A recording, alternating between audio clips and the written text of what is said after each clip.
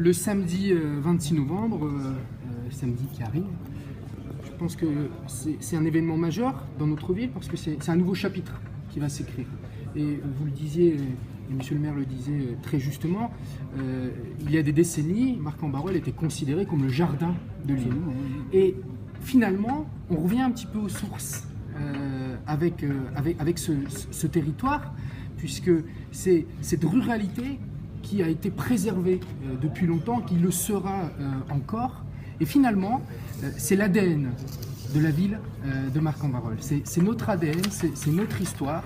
Et c'est pour ça que c'est, selon nous, un événement qui est majeur. Et ça, c'était le premier point. Le second point, c'est qu'on a vraiment voulu que les acteurs de ce quartier soient identifiés et qui puissent nous accompagner pour que ce jour-là, ça soit leur inauguration à eux.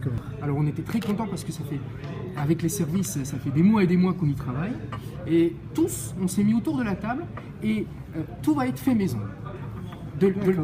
Tout va être fait maison, ça, je pense que c'est très important. Donc on sera ici, de la frite qu'on va déguster le samedi, ça sera la frite de la famille Goethals, jusqu'au miel du dessert, jusqu'au panneau où on aura Samuel qui est Samtaï, voilà, qui habite ici, qui est un élagueur, qui va faire une partie du panneau. On a vraiment voulu que ces gens-là qui sont formidables, eh bien, qui se sentent identifiés à ce qu'ils ont fait. Donc vraiment, tout sera fait maison. Et ce nouveau chapitre de la ville, ben, ça sera aussi une occasion de marquer, de réfléchir ensemble pour qu'on puisse mieux identifier ce quartier, parce que vraiment, avoir un quartier vert comme ça à 10 minutes de l'île, c'est une parenthèse, ne serait-ce que de se promener en famille, faire du sport, c'est une parenthèse.